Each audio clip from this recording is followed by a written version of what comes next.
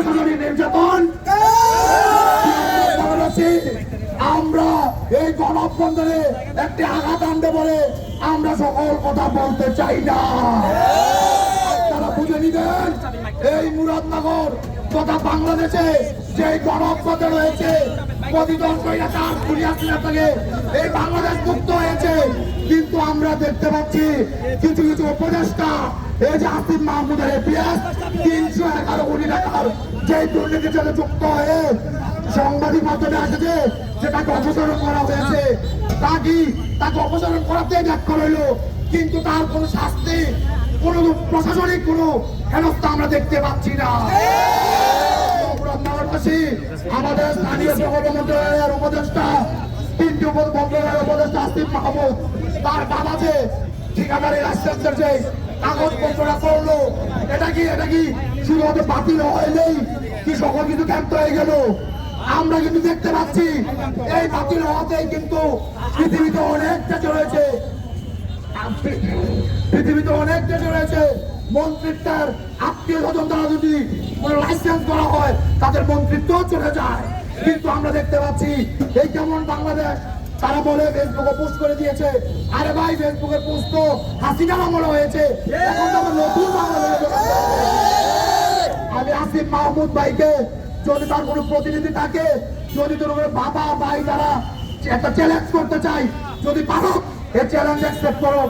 আমাদের উপর 3 তারিখ 3 আগস্ট 4 আগস্ট যারা বাসকায় কোম্পানিগঞ্জ লাড়ি রামদানি আক্রমণ করেছে তাদের সিসি ক্যামেরা ভিডিও আমাদের কাছে রয়েছে, এবং বিজয়ের পরে উপদেষ্টা মহোদয়ের বাবা আইমিন আসিফ মাহমুদের বাবার সাথে যে তারা দফায় দফায় মিটিং করেছে ওই ভিডিও ফুটেজ এবং ছবি আমাদের কাছে রয়েছে।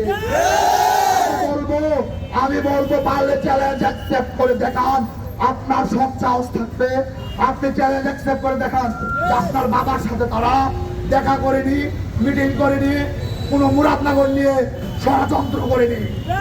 প্রিয় মুরাদনগরবাসী, আপনারা সবাই জানেন মুরাদনগরের একটি প্রত্যেকটি জায়গায় যে আন্দোলন সংগঠিত হয়েছিল, এই যে পতিত যে আসিফ মাহমুদের ছত্রছায়ায় যে বৈষম্য বিরোধী ছাত্র আন্দোলন কমিটি হয়েছে, ওই কমিটির আহ্বায়ক ওবায়দুল্লাহ মুরাদনগর তো নয় তথা কুমিল্লার জেলায় কোথায় আন্দোলন করেছে একটি মাত্র প্রমাণ দেবে, তাকে আমরা মেনে নেব।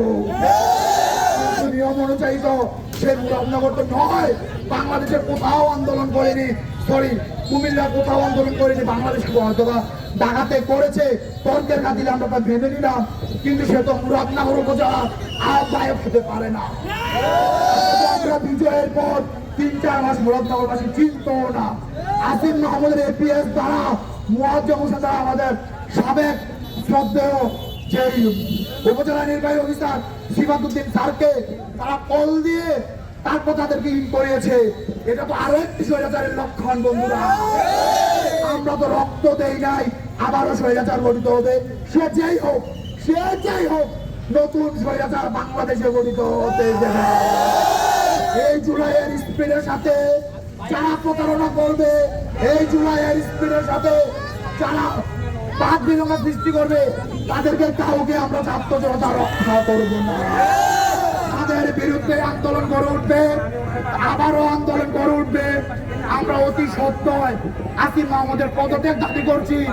আসিফ মাহমুদকে পদত্যাগ করতেই হবে।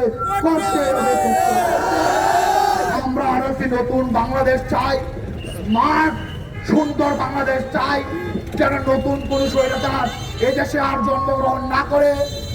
এই বাংলাদেশ একটি নতুন মাত্রায় গঠিত হবে। এই বাংলাদেশে কোন স্বৈরাচারকে তথা স্বৈরাচার দূষণকে জায়গা হবে না।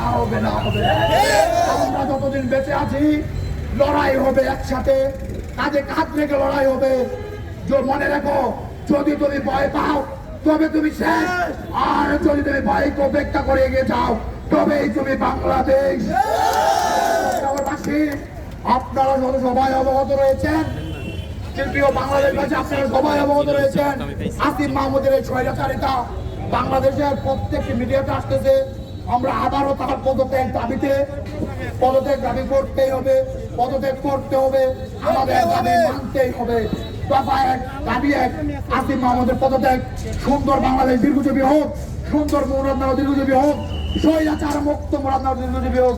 আল্লাহ হাফিজ।